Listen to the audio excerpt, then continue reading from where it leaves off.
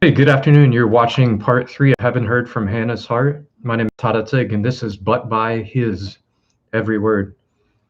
All right, it's great to be with you today. It doesn't feel like a Sunday. All the COVID-19 stuff going on certainly doesn't feel like a Sunday to me, but nevertheless, let's go ahead and get things rolling. So, in Haven't Heard from Hannah's Heart part two, we learned that Elkanah would make the 33.8-mile journey from Ramathim Zophim to Shiloh yearly, and he did so with his entire family unit in tow. So his two wives, Hannah and Peninnah, and all of Peninnah's children. And when the time was, verse 4 says, that Elkanah, actually, let me just jump over there really quick.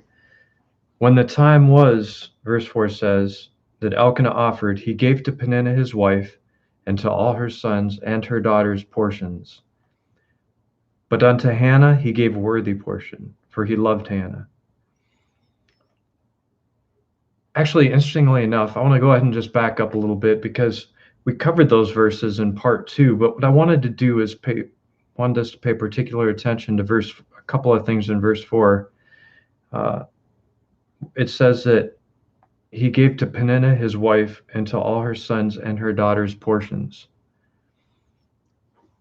So when I read that the first time, I was like, it didn't really hit me, but later on it hit me. In order for there to be sons, there would have to be two or more. And in order for there to be daughters, there would have to be two or more. And then I started thinking it's quite likely that Hannah had to make that journey on at least 4 occasions to Shiloh, the 33.8-mile journey to Shiloh.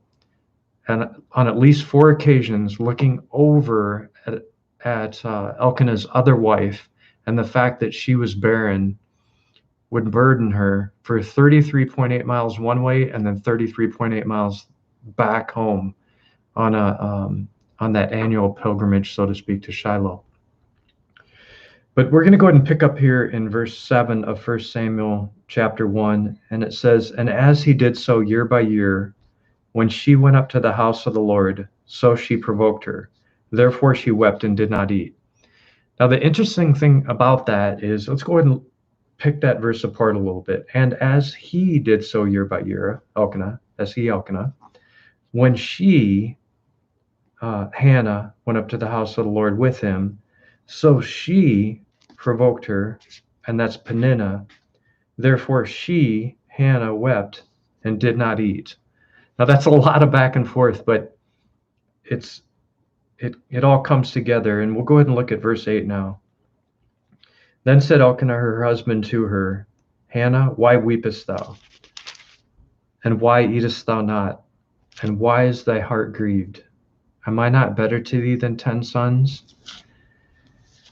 And I thought that was interesting because it really hit me when I read that. Then said Elkanah her husband to her. So it's almost like her husband to her was a verb, being a husband to her. Hannah, why weepest thou? And why eatest thou not? So why are you crying so hard? And why don't you eat? Why is your heart grieved? So there are 3 questions, and then a fourth, am I not better to thee than 10 sons? So I guarantee that Elkanah was so good to Hannah that he believed in his heart that what he had to offer Hannah was nothing short of her having an entire family without having children. So I thought that was really interesting. So that concludes part 3, but we had to go back and look at, could you imagine, I just wanted to ask you a question really quick.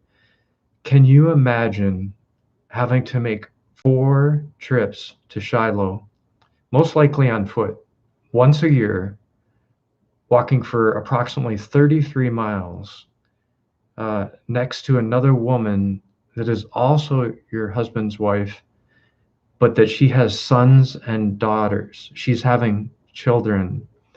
And I can't imagine how difficult that would have been for Hannah. Hannah is such an amazing woman, and we're going to get into that. Actually, I was thinking about rolling into that right now, so we can go ahead and do that, beginning with verse 9. um, we can begin reading through verse 18. So Hannah rose up after they had eaten in Shiloh, and after they had drunk. Now Eli the priest sat upon a seat by a post of the temple of the Lord. And she was in bitterness of soul, and prayed unto the Lord, and wept sore. And she vowed a vow, and said, O Lord of hosts, if thou wilt indeed look on the affliction of thine handmaid, and remember me, and not forget thine handmaid, but will give unto thine handmaid a man child, then I will give him unto the Lord all the days of his life, and there shall no razor come upon his head. Today at lunch, I was able to talk to my wife a little bit about just how upside down the world is today when compared with the world that Elkanah and Hannah actually participated within. And it's interesting because the women today, could you imagine the uproar if a woman today in in the within the camp of the left, if you will, if a woman today within the camp of the left um, prayed unto God, referred to herself as a handmaid not once but twice, three times rather, in one verse, and asked for a man child. I mean, that's so against the flow, and so against today's the way things are today. So in verse 12 it says, and it came to pass as she continued praying before the Lord that Eli marked her mouth. Now Hannah, she spake in her heart, only her lips moved, but her voice was not heard. Therefore Eli thought she had been drunken. The priest of the Lord thought that she had been drunken. He made special notice of her mouth because it moved. I don't know about you. I've been there a couple of times in my life where I prayed unto the Lord of hosts or unto God, and only my mouth moved because I was pouring out my heart before God, but my voice was not heard that I can remember. So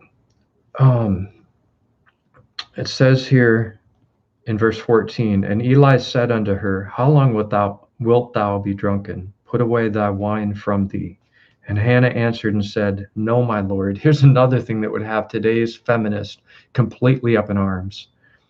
No, my Lord, I am a woman of a sorrowful spirit. I have drunk neither wine nor strong drink, but have poured out my soul before the Lord.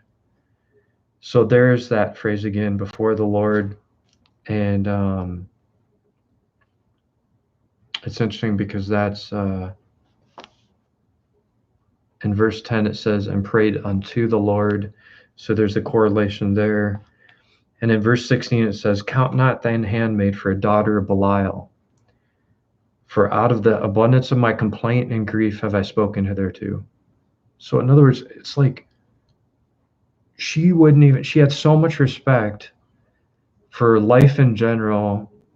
And again, this is an Old Testament study, mind you, but she had so much respect for the priest, Eli, the priest of the Lord. And she was like, out of the abundance of my complaint and grief have I spoken hitherto.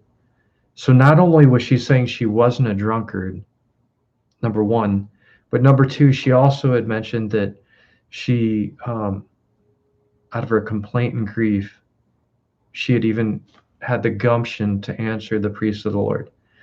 So then Eli answered and said, go in peace, and the God of Israel grant thee thy petition that thou hast asked of him.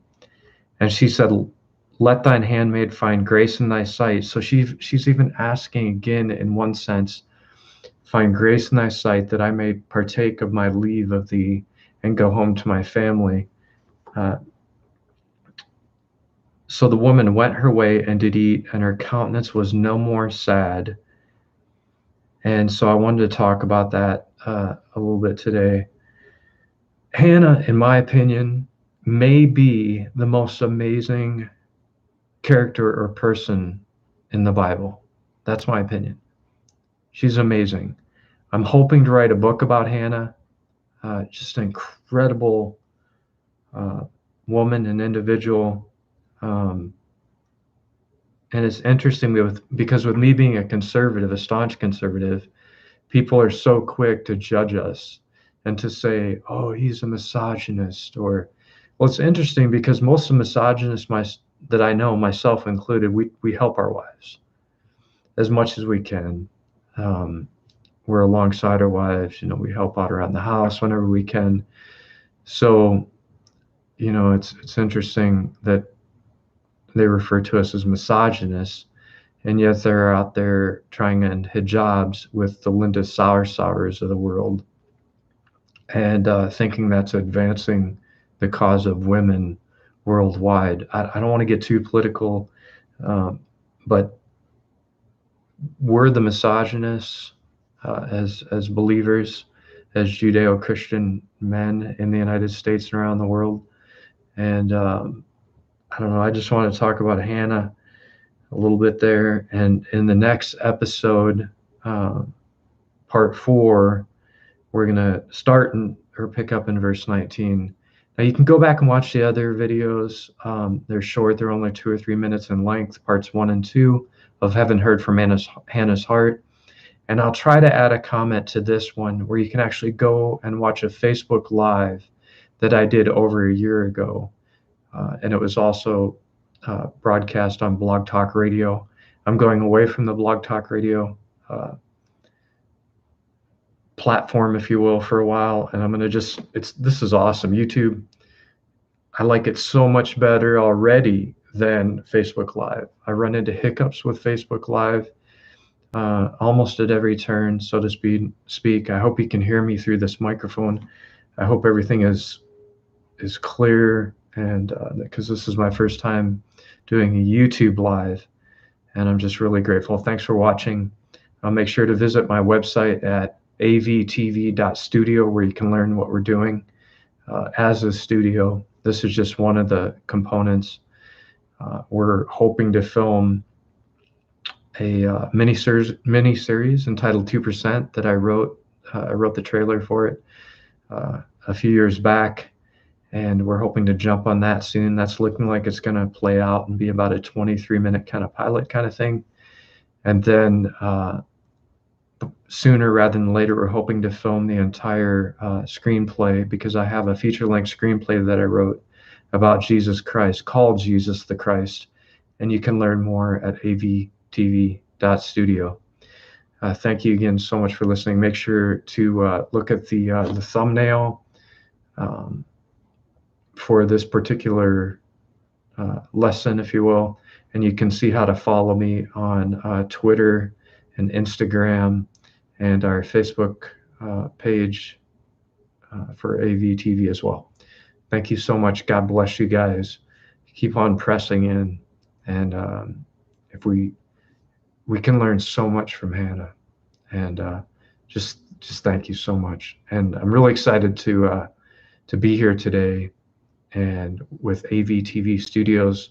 I just applied the other day for corporate status, for-profit corporate status, because we're not supposed to look for returns as Christians. When I put money out there, I'm not looking for a return fiscally, and that's part of our problem with the nonprofit trap, the nonprofit pitfall, the nonprofit quicksand. You get the idea, if you will. Basically, what we've done is we've allowed for government to come in and look at all the sermons and all of our teachings.